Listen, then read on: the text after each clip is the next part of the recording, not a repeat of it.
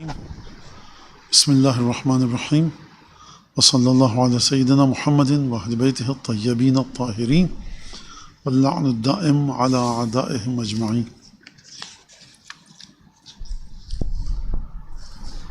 ہماری بات یہاں تک ختم ہو گئی تھی کہ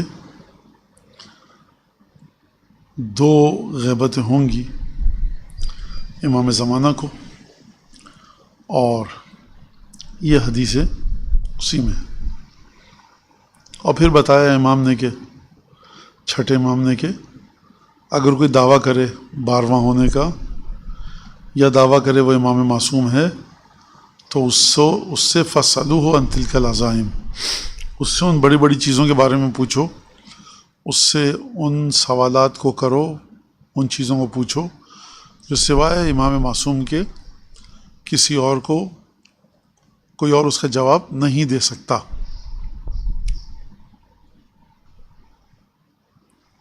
اب یہاں پر ایک سوال ہے، اگر کوئی شخص کہے کہ میں امام معصوم ہوں، آپ نے جا کر اس سے پوچھا، سوالات کیے، کون سے سوالات کریں گے آپ کے جو آپ کو پتہ چل سکے کہ یہ صحیح جواب دے رہا ہے؟ مثلا امام معصوم سے آپ سوال کریں کہ اس وقت رسول خدا اس عالم میں کیا ذکر کر رہے ہیں، کس امر میں، کس کام میں مشغول ہیں، مصروف ہیں، امام معصوم یہ بات بتا سکتا ہے۔ کوئی بھی امام معصوم ہو وہ یہ بات بتائے گا، امام زمانہ بھی جواب دے دیں گے۔ آپ کسی جھوٹے سے مکار سے پوچھیں کہ تم جو کہہ رہے ہو کہ تم امام معصوم ہو، یہ بتاؤ رسول خدا اس وقت کیا کر رہے ہیں عالم عقبہ میں، عالم بہشت میں؟ اگر وہ یہ کہ رسول خدا اس وقت سبحان اللہ والحمد للہ تسبیحات اربع پڑھ رہے ہیں، آپ کیسے کہیں گے تم غلط کہہ رہے ہو؟ آپ کسی جھوٹے سے پوچھیں تم امام زمانہ ہو کہ ہاں، آپ کہیں گے اس وقت کوثر کی نہر میں کیا بہہ رہا ہے؟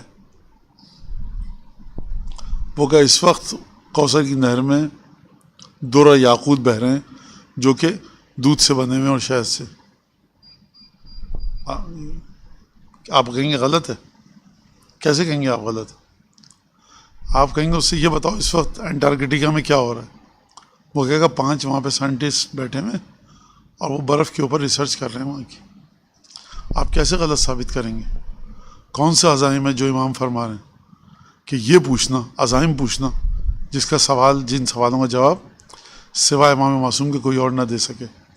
اس کا مطلب ہے یہاں سے ایک بات سمجھ میں آتی ہے کہ یہ ہر انسان کے لیے نہیں ہے، ہر نادان انسان کے لیے نہیں ہے یہ نشانی، بلکہ یہ اس کے لیے ہے کہ جس کا علم اتنا ہو قرآن اور حدیث کی روشنی میں کہ اس کو کم از کم یہ پتہ ہو، وہ یہ جانتا ہو کہ مجھے سوالات کون سے کرنے ہیں۔ آپ کو فرانسیسی زبان بالکل نہیں آتی، آپ کو فرض کیجیے انگریزی نہیں آتی، بالکل ایک لفظ آپ نے نہیں سنا، ایک شخص بہترین انگریزی بول رہا ہے، آپ کیسے تشخیص دے سکتے ہیں کہ یہ انگریزی بول رہا ہے؟ آپ کشتی میں جا رہے ہیں، کوئی کمپس کچھ نہیں ہے وہاں پر، جی ایس ایم کہتے ہیں کہ GPS سسٹم کچھ نہیں ہے، نیویگیشن۔ وہاں پہ ایک آدمی کہتا ہے، کھڑا ہوتا ہے، یہ ستارہ جو ہے شمال کی طرف ہے، چلو شمال کی طرف۔ آپ کو کیسے پتا کہ یہ صحیح بات کر رہا ہے؟ تو یہ جو امام نے فرمایا کہ اس سے 12ویں سے جو ادعا کرے، دعویٰ کرے کہ میں امام معصوم ہوں، اس سے ان عزائم کے بارے میں سوال کرنا، ان عظیم عظیم چیزوں کے بارے میں سوال کرنا، اس کا مطلب یہ ہے کہ آپ کا علم اس مقام پر ہونا چاہیے کہ آپ پوچھ سکیں، ورنہ ایک نادان جائے گا کہے گا بیوقوف صاحب انسان، میرے سر میں کتنے بال ہیں؟ فرض کیجئے کوئی کہے گا میں کس دن مجھے موت آئے گی؟ اگر بتا بھی دے کوئی شخص تو کیسے پتہ چلے گا آپ کو کہ یہ صحیح کہہ رہا ہے کہ غلط؟ لہٰذا یہ اتنا آسان سلوشن نہیں ہے، ہر ایک کے لیے نہیں ہے یہ سلوشن جو امام نے دیا ہے۔ ایک تو بات یہ، یا اس کے یہاں پر پوچھنے سے مراد طلب کرنا ہے، اور اس سے کہو کہ چاند کے 2 ٹکڑے کرے، اس سے کہو کہ سورج کو گہن لگا دے، اس سے کہو کہ ستاروں کو 2 ٹکڑے کرے، اس سے کہو سوکھے درخت کو ہرا بھرا کرے، یہ مراد ہے. یہ تو بہت پھر واضح ہو جائے گی، بات آسان ہو جائے گی. اس کی جو پہلی مثال دی میں نے کہ عظیم چیزوں کے بارے میں پوچھو، تو یہ ایک معاشرے میں بہت بڑی بلا ہے. ہر آدمی کے ہاتھ میں قلم آتا ہے، کتابیں لکھ رہا ہے. وہ جس کے پاس پیسہ ہے، ٹائم ہے، وقت ہے، وہ کتاب لکھ سکتا ہے. آج کل پڑھائی لکھائی کی ضرورت اتنی ہے نہیں، تو کتاب دیتا ہے. وہ میرے ساتھ ہو چکا ہے، مولانا اس موضوع پہ کتاب لکھی ہے، آپ پڑھیں. اچھا موضوع فزکس کیمسٹری ہو، آپ لکھیے اس میں. جب آپ میں نے کتاب لکھی ایک مذہبی فقہی موضوع پہ، اعتقادی عقیدے کے موضوع پہ، اگر یہ عقیدے کی بات ہے، فقہ کی بات ہے، تو جیسے ہی آپ نے یہ نام لیا ویسے ہی یہ مسئلہ پیش آئے گا کہ آپ کو حدیث اور تفسیر پر کتنا عبور حاصل ہے. قبلہ صرف حدیثوں سے استدلال کیا. عربی آتی ہے آپ کو؟ نہیں، عربی تو نہیں آتی. کیا کہے اب آدمی؟ اچھا آپ کو یہ پتہ ہے کہ حدیثوں کو مطالعہ کیسے کیا جاتا ہے؟ آپ آپریشن تھیٹر میں جاتے ہیں، آپ کے سامنے ٹرے رکھی ہوئی ہے، اس پہ قینچی اور پتہ نہیں کیا کیا رکھا ہوا ہے. کون سی چیز کس کام کے لیے آتی ہے آپ کو نہیں پتا. آپ کے میں نے جو آپریشن کیا ہے یہ بالکل انہی اوزاروں کے ساتھ کیا جو رکھے ہوئے تھے. ڈاکٹر جو غلطیاں کرتے ہیں ان کا سامنے آ جاتا ہے نظر، مر گیا مریض، بیمار ہو گیا، طبیعت زیادہ خراب ہو گئی. انجینئر جو گھر بناتا ہے اس کی غلطی پتہ چل جاتی ہے، بلڈنگ گر گئی، آپ نے بجری اور سیمنٹ کی صحیح مقدار نہیں ملائی یا غلط ملائی، بلڈنگ گر گئی، نظر آ جاتی سامنے غلطی. یہ دین کے بارے میں آپ کیسے کہیں گے؟ میں آپ سے یہاں بیٹھے بیٹھے کہہ دوں کہ سورہ بقرہ پڑھنا واجب ہے صبح کی نماز میں، کیا سورج نہیں نکلے گا اس دن؟ یا چھتیں گر جائیں گی گھروں کی؟ یا بارش ہونا بند ہو جائے گی؟ کچھ بھی نہیں ہوگا. آپ دینی کاموں کو نہیں پہچان سکتے کہ جو میں سورہ بقرہ کے ساتھ نماز پڑھوں گا وہی قبول ہوگی یا نہیں. آپ کو مجبوراً حدیثوں پہ آنا ہے. جیسی آپ حدیث پہ آئے، وہ آپ نے دیکھا ہوگا. میں ایک بات لطیفہ کہیے، اس کو واقعہ کہیے. ہندوستان جب جاتے ہیں لوگ، دنیا سے جاتے ہیں، 5 منٹ میں فارم بھرتے ہیں اور دیا انہوں نے آن لائن سبمٹ کیا، جو بھی پرنٹ آؤٹ نکالا ایمبیسی میں دیا، کہتے 3 دن 5 دن بعد آ جائیے گا لینے. لیکن جب آپ پاکستانی جا رہا ہوتا ہے انڈیا، تو وہ جیسے ہی آپ کہتے ہیں بڑے آرام سے فارم بھر رہے ہیں، اپنا نام، والد کا نام، جیسے ہی آئے کہ نیشنلٹی کیا ہے آپ کی اور پلیس آف برتھ، آپ نے وہاں پہ دبایا بٹن، 8 پیجز اور آ جاتے ہیں. اب آپ اس کو بھرتے رہیے. آپ کے والد کیا کرتے تھے، والدہ کیا کرتی تھی، آپ کا کوئی بھائی فلاں، ایک عجیب سلسلہ ہو جاتا ہے شروع. جملہ تو بہت آسان ہے، نیشنلٹی پاکستانی، اتنا سا جملہ بہت آسان ہے. میں نے ہر چیز مانا حدیث کی روح سے لکھی ہے. جیسے ہی آپ نے کہا حدیث، ویسے ہی وہاں پر دھڑ دھڑ دھڑ دھڑ دھڑ آپ کے سامنے سوالات آنے لگے. آپ کا مبنا کیا ہے رجال کے اندر؟ مرسلات کو آپ حجت مانتے نہیں مانتے؟ کس کے مشیخے کو آپ کہاں سے لیتے ہیں؟ کیا آپ صرف ایک سلسلہ ہے جی، فلاں راوی کو آپ معتبر مانتے نہیں مانتے؟ یہ راوی سند میں اس کا تو ذکر ہی نہیں ہے کہیں پہ، آپ کیسے مانیں گے معتبر اس کو؟ تو آپ نے کیسے حل کیا ہے مصیبت کو، یہ مشکلات کو رجال کی؟ نہیں مولانا میں نے کتاب لکھی ہے اور پورا اس میں حدیثوں سے لیا ہے. اس طرح سے نہیں ہوتا. لہٰذا امام جو فرمائے تلک العزائم، یہ ایک بہت بڑی بات. اس سے بدتر ایک اور چیز ہے، بدتر تو نہیں کہنا چاہیے، وہ یہ کہ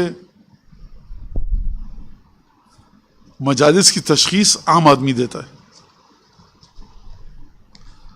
آپ کو پتہ ہے یہ جو استدلال کر رہا ہے اس کا برائی کہاں ظاہر ہوگی؟ ممبر پہ اچھل کود، چیخنا دہاڑنا، الفاظ اچھے آنا اور بظاہر فضائل کا ذکر، یہ اچھی مجلس ہے. آسان نہیں ہے ایسا کہ کس طرح سے آپ مجلس کی تشخیص دیں. اور میں نہیں سمجھتا کہ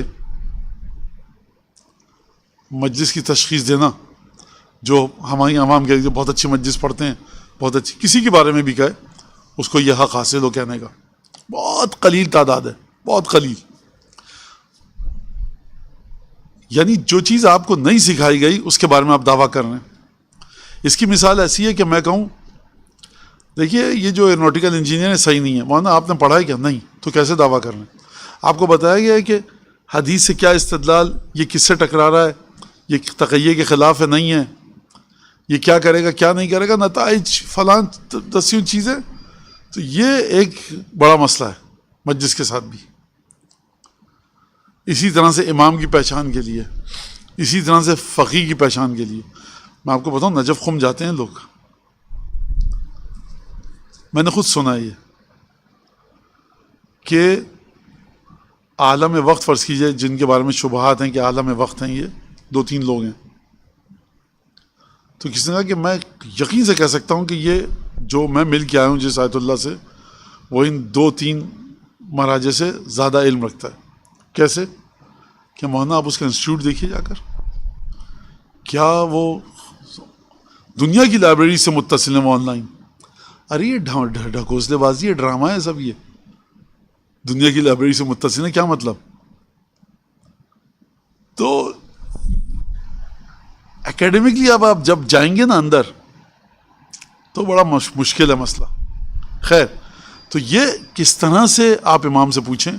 تو عام آدمی کے لیے یہی ہے کہ معجزہ، خشک درخت ہے، اشارہ کیجئے یہ سبز ہو جائے. اچھا اشارہ کیجئے سبز ہو جائے، یہ کون سا معجزہ ہے؟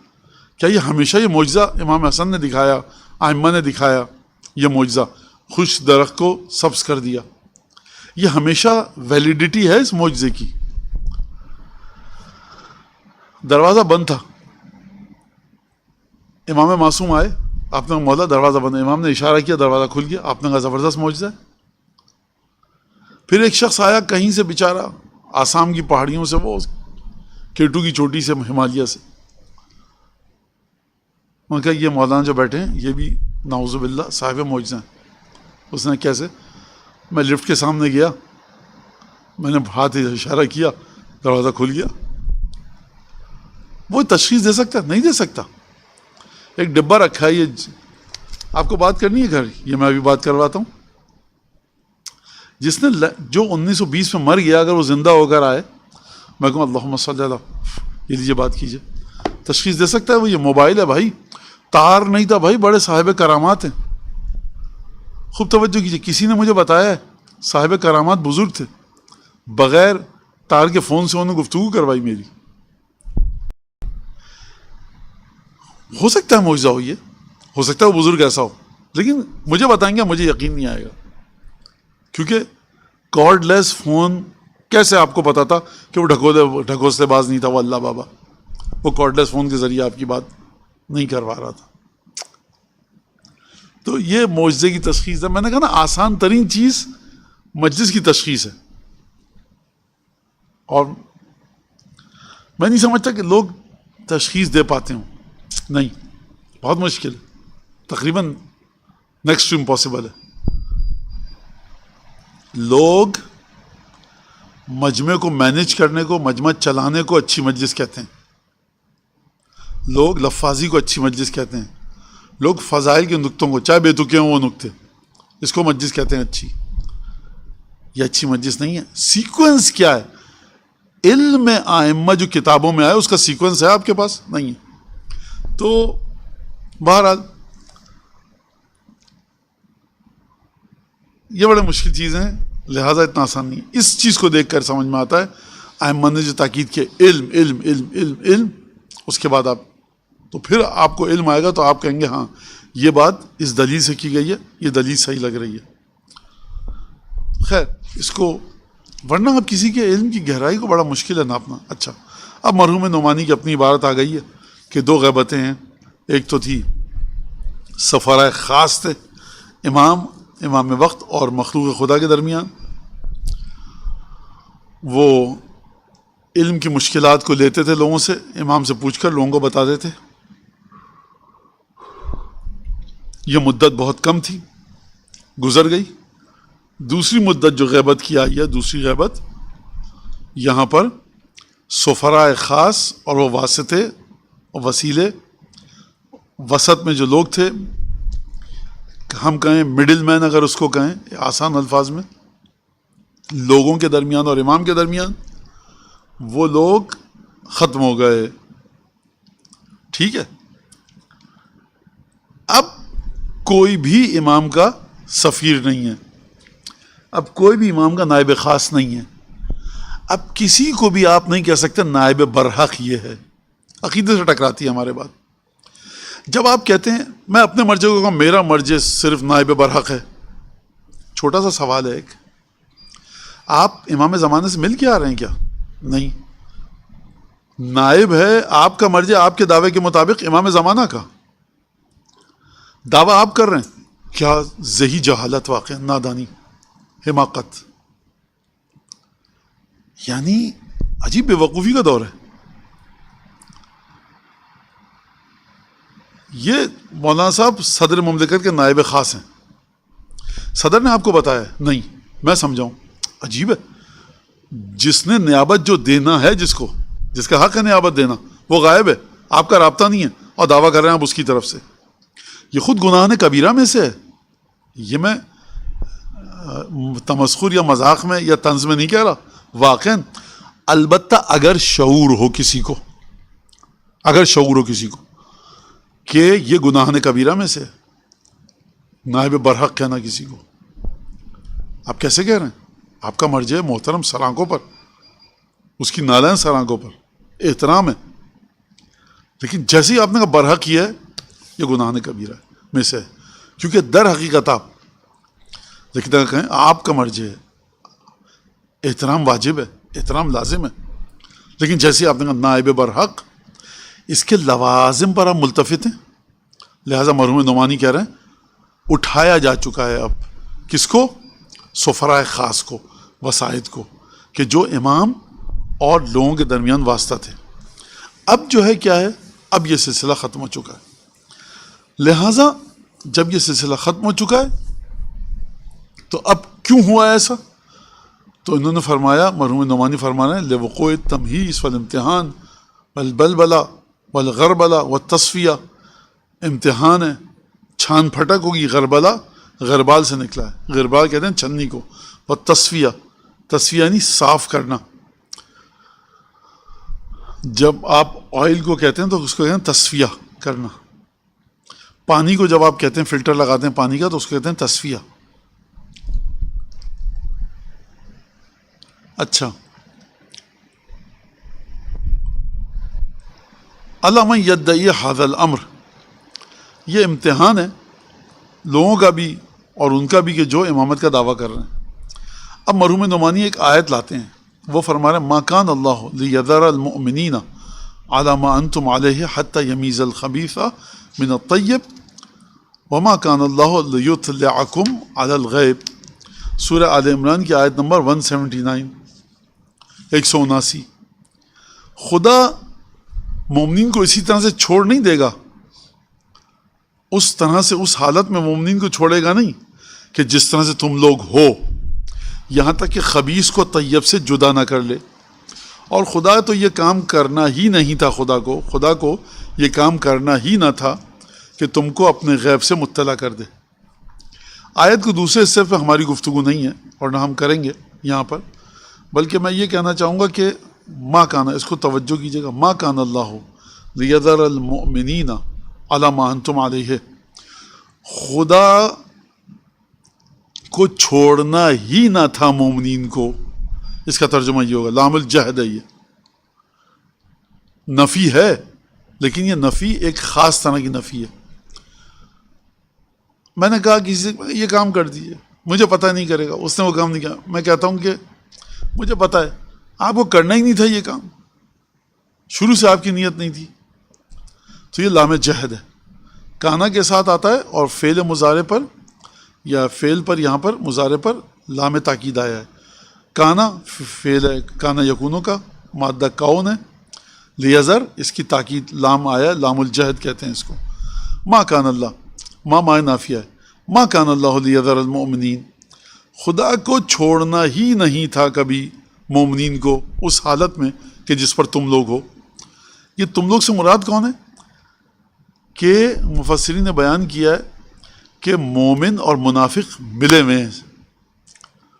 خدا کبھی مومنین کو چھوڑے گا نہیں اس طرح سے کہ زمانہ تشخیص نہ دے پائے مومنین کی، بلکہ خدا ایسا کام کرے گا کہ مومن اور منافق کی تشخیص دی جا سکے، مومن اور منافق کو الگ کیا جا سکے. ما کان اللہ لیذر المؤمنین علی ما انتم علیہ، خدا مومنین کو اس طرح سے نہیں چھوڑے گا کہ جس پر تم ہو. کس حالت میں ہے مسلمان؟ جب قرآن نازل ہو رہا ہے. منافق اور مومن ملے ہوئے، چھوڑے گا نہیں یہاں تک کہ خبیث کو طیب سے، پاک و پاکیزہ کو گھنونے اور غلیظ سے، خبیث سے جدا نہ کر دے. اور خدا کو یہ کرنا ہی نہ تھا کبھی کہ تم کو اپنے غیب پر مطلع کرے. ہم اس پر گفتگو نہیں کریں گے یہاں پر، ٹھیک ہے. اور یہ زمان کہہ رہے ہیں، فرما رہے ہیں مرحوم نعمانی کہ پہنچ چکا ہے. خدا ہم کو ثابتین میں سے رکھے حق پر، اور جو فتنے کی چھلنی میں چھنیں گے اس میں سے خدا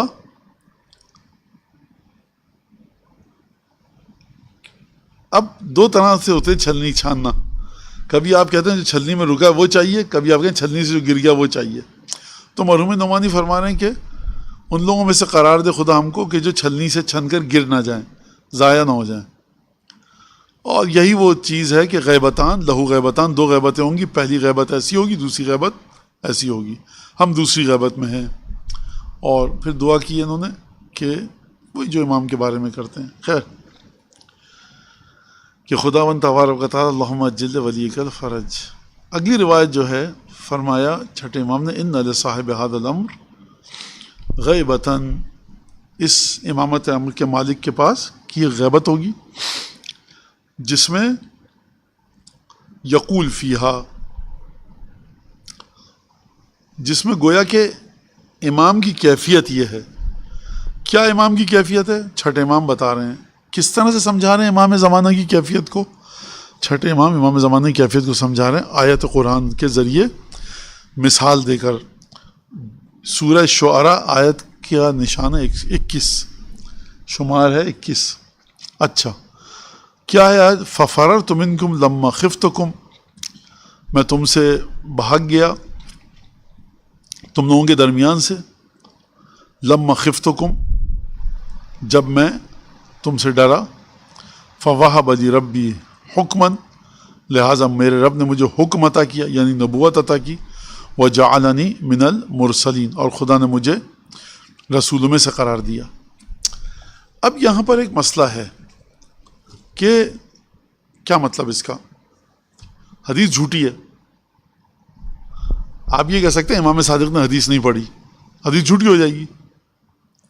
لیکن آپ قرآن کی آیت تو ہے نا یہاں پر لکھی ہوئی، تو اس کا مطلب یہ قرآن کی فَفَرَرْتُ مِنْكُمْ، میں تم سے بھاگ گیا، تمہارے درمیان سے نکل گیا. لَمَّا خِفْتُكُمْ، میں تم سے ڈرا. فَوَهَبَ لِي رَبِّي حُکْمًا، خدا نے مجھے ایک حکم دیا یعنی نبوت دی، اور مجھے مرسلین میں سے قرار دیا. اچھا صاحب، اب یہاں پر احتجاج میں ایک روایت ہے، کتاب الاحتجاج میں. وہ روایت کیا ہے؟ وہ روایت میں کہا کہ یا علی، آپ نے تلوار کیوں نہیں اٹھائی؟ بہت سارے موقع آئے، آپ نے تلوار کیوں نہیں اٹھائی؟ اب دیکھیے یہاں پر ایک بات واضح ہے کہ جب ہم امامت کے بارے میں یہ کہہ رہے ہیں اور حدیث رسول خدا کی یہ آ کر فرما رہی ہے خلقہ خلقی، اس کا اخلاق بالکل میرا اخلاق ہے، میرا اخلاق 12ویں کا اخلاق ہے. اخلاق کا مطلب ہوتا ہے آپ کی مورل ویلیوز، اس میں سے ایک بہادری ہے، موت سے نہ ڈرنا ہے. تو ہم اگر یہ کہہ رہے ہیں کہ امام کو خوف ہے، تو یہ خوف وہ نہیں ہے کہ جو موت سے ڈر لگ رہا ہے، مجھے مرنا نہیں چاہتا، مجھے بچا لو خدا کے لیے. امام حسین علیہ السلام، اگر میں نے پہلے بھی مثال دی ہے، 8 یا 10 محرم کو عاشور کو خیموں کے پیچھے خندق کھودی ہے اور اس میں سرکنڈے ڈالے ہیں, اس میں آگ لگائی ہے. خوف یہ تھا کہ پیچھے سے حملہ نہ کر دے دشمن. تو اس طرح سے تفسیر کریں گے آپ اس خوف کی کہ مولا نعوذ باللہ فرما رہے ہیں بچا لو مجھے, پیچھے سے حملہ نہ کر دیں. واضح یہ منطق نہیں ہے. خوف ہمیشہ کئی دفعہ کہا ہے میں نے کہ ایک خوف ہوتا ہے بزدلی, جس کی نشت جو جس کی جڑ بزدلی میں ہوتی ہے. ایک خوف ہے کہ یہ کام نہ ہو اس طرح سے, یہ خوف ہے مجھے. رسول خدا کہہ رہے ہیں گھاٹی پہ کھڑے رہنا, میرے الفاظ ہیں, خوف یہی تھا کہ یہاں سے حملہ ہو سکتا ہے, آسان جگہ ہے وہ, خوف تھا. تو یہ کہ دیکھو مجھے بچا لینا, میں مر نہ جاؤں کہیں, خوف ہے. یعنی میں نہیں چاہتا یہ کام ہو. آپ بڑے بہادر آدمی ہیں لیکن آپ دستانے پہن کے ربر کے تاروں کو صحیح کرتے ہیں. کیوں؟ مانا خوف اس بات کا کہ ہاتھ چھو نہ جائے. آپ تو بہادر آدمی ہیں. تو اس کو سمجھیے ذرا کہ کیا ہے.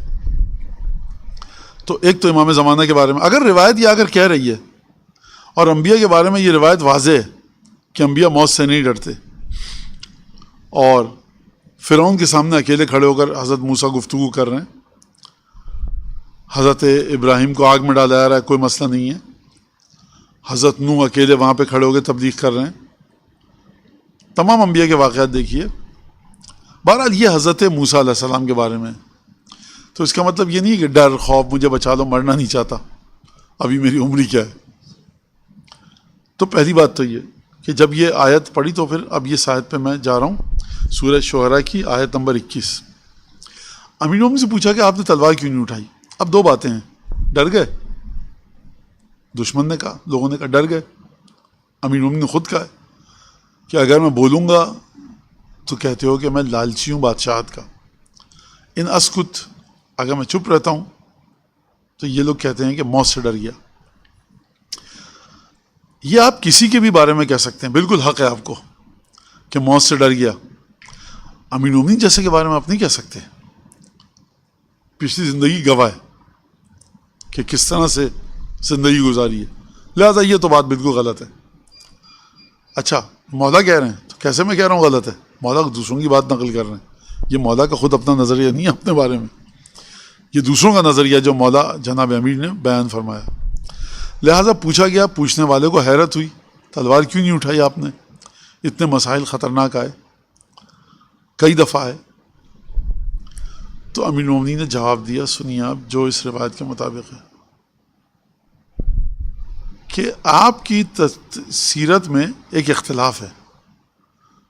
ایک موقع تو آپ نے تلوار نہیں اٹھائی, اس کے بعد آپ نے اپنی بادشاہت میں خلافت میں آ کر 3 جنگیں کی, ایک کے بعد ایک.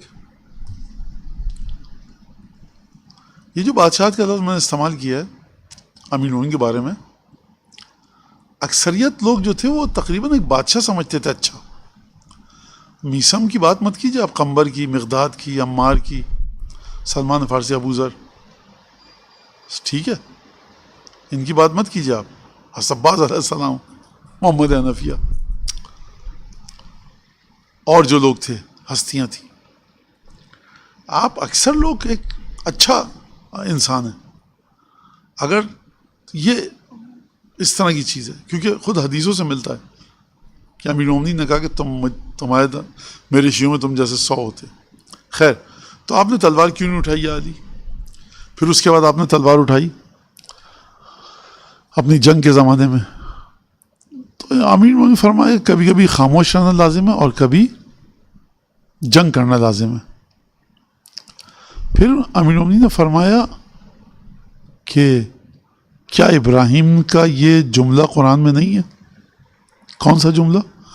وَأَعْتَزِلُكُمْ وَمَا تَدْعُونَ مِن دُونِ اللَّهِ, میں تم کو چھوڑ کے جا رہا ہوں اور تمہارے ان خداؤں کے ساتھ جن کو تم خدا کے علاوہ پرستش کر رہے ہو. تو وہاں پہ کھڑے ہو جاتے, تلوار نکال لیتے, کہتے آ جاؤ مجھ سے مقابلہ کر لو. نہیں کیا. اعتزلکم کا مطلب یہ گوشہ نشینی, اعتزال.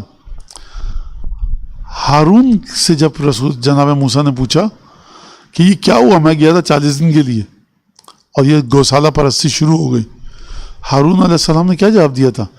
ان القوم استضعفونی وکادوا یقتلوننی, میرے لوگوں نے مجھے کمزور کر دیا تھا یا ابن امی، میرے بھائی، اے موسیٰ، لوگوں نے، آپ کی امت نے مجھے کمزور کر دیا اور نزدیک تھا کہ مجھے قتل کر دیتے، ہو جاتے قتل. قرآن کی آیت ہے یہ. اچھا، یوسف علیہ السلام نے مگر یہ نہیں کہا تھا رب السجن احب الیہ، پروردگار قید خانے میں جانا مجھے زیادہ پسند ہے. تو یعنی جناب امیر استدلال فرما رہے ہیں اس روایت کے مطابق کہ کبھی کبھی نبی اس ماحول سے باہر جانا چاہتا ہے، کبھی کبھی نبی اس ماحول سے نکل جانا چاہتا ہے، کبھی کبھی نبی اس ماحول کا مقابلہ نہیں کر سکتا. ہارون دعا کر لیتے کہ سامری پہ بجلی گر جائے، اگر نبی تو تھے. کبھی کبھی نبی عام انسان کی سطح پر آ کر معاملہ کر رہا ہوتا ہے سماج میں. ٹھیک ہے. اچھا، رب السجن احب الیہ، پروردگار قید خانہ میرے لیے زیادہ مجھے محبوب ہے. یہ الزام لگا رہے ہیں. یوسف کو خدا کا پتہ ہے، یوسف کو باپ بتا چکا ہے ان کے یعقوب کہ یہ ہوگا، سجدہ کریں گے ستارے. کہتے تھے پروردگار یہ میری بے گناہی ایسی ثابت ہو کہ میں بالکل باعزت بری ہو جاؤں. کہہ رہے ہیں پروردگار قید خانہ مجھے زیادہ پسند ہے. ٹھیک ہے. اچھا، رسول خدا نے غار میں جب گئے، غار کے انسیڈنٹ کو کس طرح سے بتانے جناب امیر غور کیجئے. آپ جب غار میں گئے، پناہ لی، فوراً آئے بستر ہجرت پر. امیر مومنین بتا رہے ہیں کیا رسول خدا غار میں نہیں گئے مجھے اپنی جگہ سلا کر؟ نہیں سلاتے، کہتے کہ میں جا رہا ہوں، روکنا ہے روک لو. اس کا مطلب ہے کہ نکلے خاموشی سے بغیر بتائے ہوئے. بتا دیتے، ڈر کس بات کا ہے؟ کیا موسیٰ نے نہیں کہا فَفَرَرْتُ مِنْكُمْ لَمَّا خِفْتُكُمْ، میں تم سے بھاگ گیا تمہارے درمیان سے جب مجھے تم سے خوف محسوس ہوا. حضرت لوط نے کیا یہ نہیں کہا لو ان لی بکم قوتاً او آوی الی رکن شدید، کاش میرے پاس طاقت ہوتی یا میں کسی مضبوط ستون کی پناہ میں جا سکتا. لوط سے کوئی کہے حضور آپ پیغمبر، آپ کو خود پتہ ہے پیغمبر ہیں آپ. کیا لوط نعوذ باللہ بھول گئے تھے کہ میں پیغمبر ہوں؟ ہاں، اسلامیہ کی کتاب جو پاکستان میں اس کے مطابق تو ہو سکتا ہے. نبی ہر کام، نبی کا کوئی وہ لیول ہی نہیں ہے. اسلامیات کی کتابیں جو پاکستان میں پڑھائی جاتی ہیں، لیکن قرآن کے مطابق لو ان لی بکم قوتاً، تمہارے بجائے تمہارے سے مقابلہ کرنے میں اگر میرے پاس کوئی طاقت ہوتی، یا میں کسی مضبوط ستون، رکن، ستون، قلعہ، کچھ بھی کہیے آپ. رکن کا ترجمہ، رکن معمولاً ستون کو کہتے ہیں جس پہ کوئی چیز ٹکی ہوئی ہو. کسی رکن کے پیچھے میں جا کر چھپ جاتا. او آوی، چھپنا غلط کا میں نے، آوی یعنی پناہ میں چلا جاتا. رکن شدید، مضبوط رکن کی پناہ گاہ میں. پہلی بات تو یہ کہ عام آدمی کے لحاظ سے جناب لوط کا نعوذ باللہ اس آیت کو اگر آپ دیکھیں عقیدہ درست نہیں ہے. اعتراض ہو سکتا ہے؟ نہیں، اعتراض نہیں ہو سکتا. کیوں؟ کیونکہ پیغمبر کبھی کبھی عام انسان کی سطح پر، حکم خدا یہ ہے کہ عام انسان کی سطح پر رہو. ٹھیک ہے. لاٹھی ماری، دریا پھٹ گیا بیچ میں سے. جب نبوت ملی اس کے بعد کی بات ہے. وہاں پر موسیٰ بالکل سکون سے، یہاں پر یہ فرما رہے ہیں. تو بہرحال ایک یہ چیز اپنے ذہن میں رکھیے گا. میں بس اس پہ اشارہ کروں، تفصیل میں سے نہیں جاؤں گا. تو حضرت لوط کہہ رہے ہیں پیغمبر ہیں، کہتے ہیں کاش لو ان لی بکم قوتاً، کاش تم سے مقابلہ کرنے کے سلسلے میں میرے پاس کوئی قوت ہوتی. تو حضور قوت خدا کی طاقت سے بڑھ کر کوئی طاقت ہے؟ مصلی بچھائیے، 2 رکعت نماز پڑھیے، دعا کیجیے. کیوں نہیں کر رہے؟ خدا کی قوت سے بڑھ کر کون سی قوت چاہیے؟ خدا تو آپ کے ساتھ ہے، ان اللہ مع الصابرین. اس کا مطلب یہ ہے کہ حضرت لوط اس قوت کو نہیں دیکھ رہے خدا کی، ورنہ یہ کہنا غلط ہو جائے گا. یہ کیسے ہو رہا ہے؟ عام آدمی کی سطح پر رکھو اپنے آپ کو. کائنات کو تم اگر ہلا بھی سکتے ہو انگلی سے, عام انسان کی سطح پر رکھو. کیوں رکھوں؟ ہمارا حکم ہے. جو سیکرٹ سروس کے پولیس انٹیلیجنس کے لوگ ہوتے ہیں ان کو پولیس والا پکڑ لیتا ہے, کبھی چالان کر دیتا ہے, 2-4 تھپڑ لگا دیتا ہے, کارڈ چھو نہیں کرتے اپنا. نہیں بھائی, اس عام انسان کی سطح پہ رکھو اپنے آپ کو. کچھ بھی ہو رہا ہے. بادشاہ پرانے زمانے میں نکلتے تھے بھیس بدل کے, بہت واقعات ہے محمود غزنوی کے, سچ جھوٹ اللہ جانتا ہے. کچھ بھی بدتمیزی کر رہا ہے, محمود غزنوی کو دھکا دے دیا, بدتمیزی سے بات کر رہا ہے, اب محمود غزنوی کو منہ بند رکھنا ہے اپنا. کرتے تھے بادشاہ, عام زندگی میں ہوتا ہے. یہ ایک انسانی فطرت, انسانی مزاج, جبلت, جو بھی کہیے آپ, اس میں یہ حالات واقعات پیش آتے ہیں. آپ اپنے اس عہدے کے مطابق نہیں چل رہے ہوتے. جب عام انسانی زندگی میں یہ ہوتا ہے تو انبیاء کے ساتھ بھی یہ ہے. لو ان لی بکم قوتاً او آوی الی رکن شدید, کاش میرے پاس کوئی قدرت و طاقت ہوتی تمہارے مقابلے میں, یا میں کسی مضبوط اور امن و امان والی جگہ پر جا کر پناہ لے لیتا اور تمہارے شر سے امان میں رہتا. لہٰذا جناب امیر کے جو جملے ہیں, جب نبی ایسا ہے فالوصی اولا, جب نبی یہ کام کر رہا ہے, ڈر اور خوف کی وجہ سے خدا کہہ رہا ہے, خوب توجہ کیجئے گا, باریک بات ہے بہت یہاں پر. نبی کو ڈر اور خوف ہو رہا ہے کہ یہ مجھے قتل کر دیں گے. خدا کہہ رہا ہے کہ تم اپنے آپ کو عام انسان کی سطح پر رکھو. جب عام انسان کی سطح پر رکھے گا نبی, تو عام انسانی وسائل کے ذریعے وہ آگے بڑھے گا. رسول خدا کا واقعہ بتایا کہ نکلے وہ. پھر جناب امیر نے فرمایا اگر نبی یہ کر رہا ہے فالوصی اولا, جو وصی ہے نبی کا, رسول خدا کا, وہ یہ کرے تو تمہیں کیا پریشانی ہے. لہٰذا ہم جو یہ کہتے ہیں کہ ائمہ معصومین کا عہد یا عقد یا معاہدہ تھا ظالمین زمان کے ساتھ, وہ یہ خوف کی بنیاد پہ نہیں تھا, وہ اس بنیاد پہ تھا کہ ہم تمہارے خلاف تلوار نہیں اٹھائیں گے.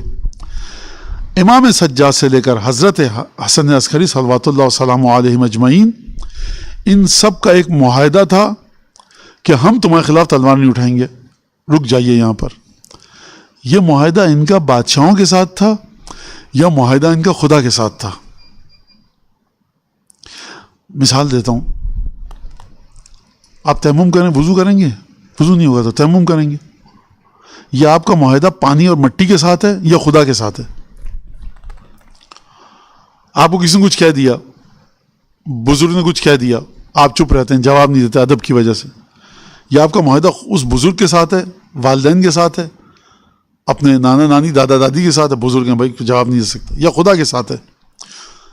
معاہدہ ہے خدا کے ساتھ, نظر آتا ہے والدین کے ساتھ سلوک میں آپ کو, ٹھیک ہے.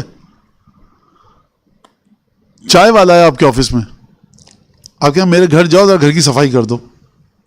کہ صاحب آپ کے یہ کام ہے میں آپ کے گھر کی صفائی کر دوں؟ آپ کہیں نہیں میں تو سر آپ کا ہی میں چپراسی ہوں, آپ کے دروازے آفس کے باہر بیٹھا رہتا ہوں. آپ کہیں گے کہ نہیں میرا معاہدہ ہے چیئرمین کے ساتھ, تو چیئرمین کے ساتھ ہے, میرے ساتھ تو نہیں ہے. نظر تمہارے ساتھ آئے گا معاملہ کرتے ہوئے. لہٰذا ائمہ معصومین کا خدا کے ساتھ خدا نے یہ معاہدہ رکھا تھا کہ طواغیت زمان کے سامنے تلوار نہیں اٹھاؤ گے. کس کا؟ امام سجاد سے لے کر امام حسن عسکری تک, اور کسی نے بھی تلوار نہیں اٹھائی. اب لوگ امام زادوں کے قیام کے بارے میں بات کرتے ہیں, وہ ایک الگ چیپٹر ہے. اور میری درخواست ہے کہ حضرت زید کے بیٹے یحییٰ ابن زید ابن علی ابن حسین ابن علی ابن ابی طالب, یعنی امام حسین کے پوتے کے بیٹے جناب یحییٰ ابن زید, زید ہوئے پوتے, امام سجاد ہوئے بیٹے امام حسین کے. امام سجاد کے بیٹے ہیں زید, زید کے بیٹے ہیں یحییٰ. مشہد کے پاس قبر ہے ان کی. صحیفہ سجادیہ کی سند ہے, وہاں پر پڑھیے آپ جا کر.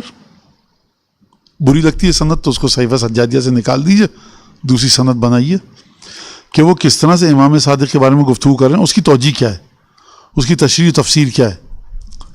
ایک یہ چیز. لہٰذا یہ ایک بہت اہم مسئلہ ہے کہ ائمہ کا اپنے زمانے کے طواغیت کے ساتھ یہ معاہدہ تھا کہ ہم تمہارے خلاف تلوار نہیں اٹھائیں گے.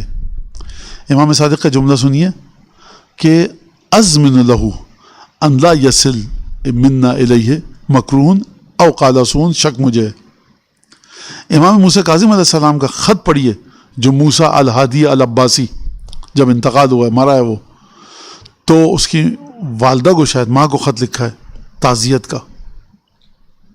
موسیٰ الہادی کو جا کے دیکھیے تھا کیسا آدمی. پھر تعزیت کا خط اگر لکھے گا نا کوئی تو آپ کو اس کے دین پہ شک ہوگا. امام پر یہ ظلم کی علامت ہے. امام پر اتنا دباؤ تھا. امام ڈرتے تھے؟ امام نہیں ڈرتے تھے. تمام مسلمانوں کی مومنین کی جان کو خطرہ ہو جائے گا. ٹھیک ہے, وہی چیز جو امام حسن نے صلح کی. کیوں کی صلح؟ اس وجہ سے کہ روایت تاریخ میں موجود ہے کہ تم زندہ رہنا چاہتے ہو یا لڑتے لڑتے شہید ہونا چاہتے ہو. کیونکہ میں جنگ کروں گا, میرے الفاظ ہیں.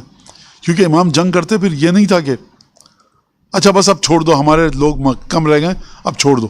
نہیں, امام حسن مصطفیٰ صلی اللہ نے فرمایا جو خلاصہ نکل رہا ہے کہ لڑتے لڑتے مر جائیں گے, ہم شہید ہو جائیں گے.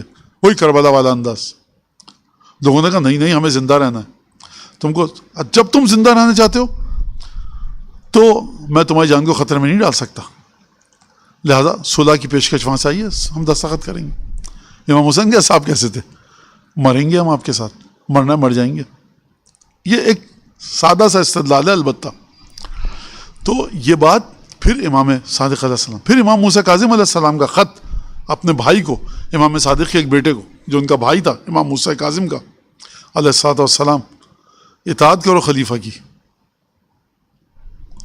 لمبا چوڑا خط ہے تفصیل کے ساتھ. تو یہ ایک بات تھی. اور جب بادشاہ خلیفہ امام کے گھر میں بھیج رہا ہے اپنی فوجوں کو, وقت بے وقت بغیر بتائے جا رہے ہیں, تو ان کو کوئی وہاں پر اسلحہ نہیں مل رہا. ایک دفعہ ملتا ہے کہ مسلح کے نیچے ایک تلوار رکھی ہوئی تھی بس. اب یہ جو کہا جاتا ہے کہ امام تیاری کر رہے تھے, ائمہ تیاری کر رہے تھے, اور ائمہ یہ تھے, اور ائمہ ایک بڑی اسٹرگل کر رہے تھے اپنے بادشاہوں کے خلاف, پولیٹیکل اسٹرگل. دیکھیے اصطلاحات ٹرمینالوجی سے کھیلا جاتا ہے ممبر پہ بیٹھ کے. کھیلنے مت دیجیے. آپ کبھی کبھی جی چاہتا ہے میرے کہ وکیل اور ججز بیٹھے ان کے سامنے بات کی جائے, کیونکہ وہ سمجھتے ہیں قانونی عبارتوں کی باریکیوں کو. عام عوام بیچاری وہ تو سیدھی سادی ہے, وہ نوحے اور مرثیے کے ذریعے اپنا عقائد بنا لیتی ہے. عقائد کی بنیاد پر نوحہ اور مرثیہ لکھا جاتا ہے. نوحہ اور مرثیہ عقائد نہیں بناتے. انیس فرما رہے ہیں کس ہاتھ کو خدا نے کہا میرا ہاتھ ہے, جناب امیر کے بارے میں. آپ اچھل پڑتے ہیں واہ واہ سبحان اللہ, نعرہ حدیث حلوات, اچھی بات ہے, کیونکہ عقیدے میں ہے تو انیس کے اس شعر کی قیمت آسمان پہ پہنچ جاتی ہے. لہٰذا آپ ان عبارتوں کو لے کر آئیے. اچھا, کہاں پر تھی یہ فوج؟ تلواریں کہاں رکھی ہوتی تھیں؟ کوئی خط ہے تاریخ میں امام کا ایسا؟ کوئی چیز ہے؟ نہیں. خیر, لہٰذا فرمایا کہ اٹھ گیا, اور تمام ائمہ کی, امام سجاد سے لے کر اور کہاں تک, امام عسکری تک, ان کا معاہدہ تھا خدا کے ساتھ. خدا نے حکم دیا تھا. بھائی امام حسین علیہ السلام کو خدا نے کہا کٹ جاؤ, مر جاؤ, لڑ جاؤ, شہید ہو جاؤ. بیویوں سے کہا خدا نے قید ہو جاؤ. یہ خدا سے معاہدہ تھا کہ نہیں تھا. ورنہ تو ہمارے علماء کہتے ہیں کہ یہ جناب کے قسم ہمت تھی کہ رسن بستہ ہوتے ان کے ہاتھ. یہ فوج یزید کے ساتھ کی اطاعت میں نہیں تھی بیوی, یہ خدا کی اطاعت میں تھی. خیموں میں کس کی ہمت تھی آگ لگا سکتا تھا؟ یہ بیویوں نے خود امام نے اجازت دی. کیوں؟ کیونکہ خدا نے کہا تھا لگانے دینا آگ. لہٰذا خدا کے ساتھ معاہدے میں تھے, خدا کے ساتھ بیعت میں تھے. خدا نے کہا کہ دیکھو ظالمین کے ساتھ اس طرح سے رہنا, تلوار مت اٹھانا. معاہدہ تھا ان کے ساتھ, نظر آیا ظالمین کے ساتھ تعامل میں اور انٹریکشن میں. جو میں نے ابھی مثال دی آپ کو کہ معاہدہ آپ کا ہوتا ہے کمپنی کے چیئرمین کے ساتھ, نظر آتا ہے وہ آپ کو کس کے ساتھ؟ آپ کے آفس میں چائے بناتا ہے. یہ ایک بات. اچھا, اب لہٰذا یہ امیر المومنین کی حدیث بتا دی میں نے آپ کو, اور بتایا امیر المومنین نے. اور وہاں پر امیر المومنین نے کہا ہے تم اگر یہ سمجھو کہ کوئی اور بات تھی تو فرمایا مولا نے کہ یہ خوف کی وجہ سے ہوا تھا، ڈر تھا کہ قتل ہو جائیں گے انبیاء، قتل ہو جاتے، قتل نہیں ہونا تھا، قتل کا خوف اس وجہ سے. دیکھیے دو باتیں ہیں، مجھے کوئی قتل کرنے کے لیے کھڑا ہوا، میں کہوں بھائی بچا لو کچھ، ان کو خط لکھ دو، ان کو فون کر دو، یہ کر دیجئے وہ کر دیجئے، میں مرنا نہیں چاہتا، موت سے ڈر لگتا ہے. ایک یہ کہ تمہیں نہیں مرنا، اپنی جان بچاؤ. ٹھیک ہے، دو باتیں الگ الگ ہیں. تو اس حکم کی وجہ سے کہ تمہیں اپنی جان بچانا ہے، یہ بات ہو رہی ہے. پھر اس کے بعد امام نے فرمایا 11ویں حدیث ہے کہ جب ہمارا 12واں آئے گا، قیام کرے گا، تو یہی آیت پڑھے گا، سورہ شعراء کی 21ویں آیت، فَفَرَرْتُ مِنْكُمْ لَمَّا خِفْتُكُمْ، میں تمہارے درمیان سے نکل گیا موسیٰ کی طرح سے، جیسے موسیٰ نے فرار تو فرار کیا، یہ لفظ ہے. اور اب آپ کہیں فرار کا لفظ جڑا ہے صرف بزدلی سے نہیں، کسی جگہ سے نکل جانا بھی فرار کے معنوں میں آتا ہے. فرار کا آپ کے ذہن میں ایک لفظ ہے کہ وہ کوئی شخص دشمن کے خوف سے بھاگ رہا ہے، نہیں، یہ قرآن کی آیت ہے، یعنی نکل جانا، دور چلے جانا. اور پھر اگلی روایت میں یہی ہے کہ جب امام 12واں آئیں گے تو وہ فررت منکم لما خفتکم سورہ شعراء کی 21ویں آیت پڑھیں گے. اب جناب نعمانی کہہ رہے ہیں کہ یہ آیت کیوں پڑھیں گے؟ تو وہ جواب دے رہے ہیں، کہہ رہے ہیں کہ تم نے سنا تو صحیح ہے، سنا تو ہے 11ویں امام سے، 6ٹھے امام سے، 5ویں امام سے. نہیں سنا؟ سنا ہے نا کہ جہاں پر 11ویں، 5ویں، 6ٹھے امام نے فرمایا کہ 12ویں امام میں ان فیہ سنتا من موسیٰ وانہ خائف یترقب، 12ویں امام میں موسیٰ کی ایک خصوصیت ہے، موسیٰ کو کہ جو حالات پیش آئے تھے موسیٰ کو، وہ 12ویں کو پیش آئیں گے. کیا؟ خوف کے عالم میں تھے، منتظر تھے، مراقب تھے، دیکھ رہے تھے حالات کو کہ کیا کرنا ہے. اگلی روایت کہ زرارہ سے نقل 6ٹھے امام سے، یفتقد الناس اماما یشہد المواسم یراہم ولا یرونہ، لوگ اپنے امام کو کھو دیں گے. مواسم موسم کی جمع ہے، موسم میں آئے گا امام، امام لوگوں کو دیکھے گا لیکن یہ امام کو نہیں دیکھ سکیں گے. اگلی روایت بھی اسی طرح سے ہے. اس کے بعد 15ویں روایت بھی یہی ہے، اسی طرح سے تھوڑے سے الفاظ کے اختلاف کے ساتھ. 16ویں روایت بھی اسی طرح سے ہے. 17ویں روایت میں فرما رہے ہیں امام موسیٰ کاظم علیہ السلام کہ بھائی ہیں امام موسیٰ کاظم کے علی. علی نے امام موسیٰ کاظم سے پوچھا، بھائی نے اپنے بھائی سے پوچھا کہ ما تعویل هذه الآیہ، اس آیت کا معنی کیا ہے؟ قل ارأیتم من اصبح ماؤکم غورا فمن یأتیکم بماء معین. سورہ ملک کی آخری آیت ہے کہ حبیب ان سے کہو تم کہ تم لوگ کیا سمجھتے ہو اگر تمہارا پانی غور ہو جائے، غور یعنی زمین میں جذب ہو جانا، تو کون تم کو پھر چشمے کا پانی لا کے دے گا اور تر و تازہ خوشگوار پانی لا کر دے گا. ہم جب اردو میں کہتے ہیں غور کر رہے ہیں تو دوسرا لفظ کیا کہتے ہیں؟ کہتے ہیں بھائی ڈوب چکے ہیں یہ اس کتاب میں، غور کر رہے ہیں. تو غور کا مطلب کیا ہے؟ ڈوب جانا. پانی کو زمین پر ڈالیے آپ، تھوڑی دیر بعد پانی جذب ہو جاتا ہے زمین میں، اب پانی نہیں پڑا ہوا وہاں پر، تو اسے کہتے ہیں غارہ، غور، چلا گیا. تمہارا امام اس طرح سے اگر غائب ہو جائے، تمہارا پانی اگر غائب ہو جائے تو تمہیں کون بہترین پانی لا کر دے گا؟ تو 6ٹھے امام نے جواب دیا اپنے بھائی کا، اس کا مطلب یہ ہے کہ اذا فقدتم امامکم، جب تم اپنے امام کو گم کر دو گے، کھو دو گے، تو کون نیا امام تم کو لا کر دے گا؟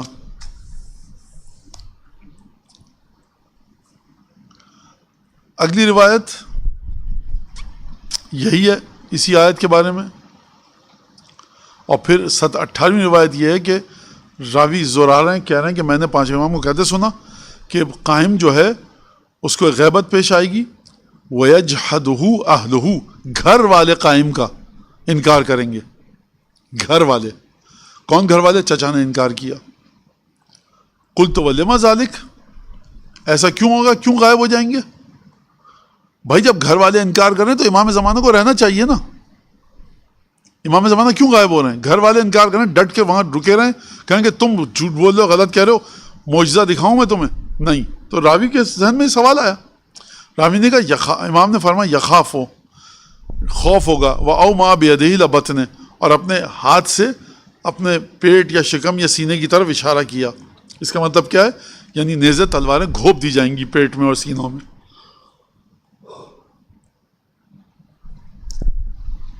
اگلی روایت بھی اسی طرح سے ہے کہ امام نے اپنے سینے یا پیٹ کی طرف اشارہ کیا. روایت میں پیٹ ہے. اور 20ویں روایت ان للغلام غیبتاً قبل ان یقوم، وہ جو بچہ ہوگا ہمارے گھرانے کا ایک، اس کو ایک غیبت درپیش ہوگی، اور اس سے پہلے کہ قیام کرے وہ وہو المطلوب تراثو، اور اس کی میراث کا مطالبہ کیا جائے گا. کیا مطلب؟ امام زمانہ جب زندہ ہیں تو امام عسکری کی میراث جو ہے ساری امام زمانہ کو پہنچے گی نا. یہ کیوں بٹ گئی ہے چچا بھائیوں میں اور دوسرے افراد میں؟ تو امام بتا رہے ہیں کہ لوگوں میں یہ ہوگا کہ وہ ہے ہی نہیں. ایک گھر میں سے بعض لوگ یہ کہ ہے ہی نہیں، جب نہیں ہے تو اس کی میراث ہمارے درمیان بٹے گی. اس کا معنی یہ. وَلِمَ ذَلِكَ قَالَ يَخَافُ عَوْمَ بِيَدِ الْبَطْنِ یعنی القتل. کیوں غائب ہو جائے گا 12واں؟ غیبت کیوں ہوگی؟ امام نے اشارہ کیا کیونکہ قتل ہونے کا خطرہ ہوگا. وآخر دعوانا ان الحمد للہ رب العالمین. اللہم صلی علی محمد وعلی محمد.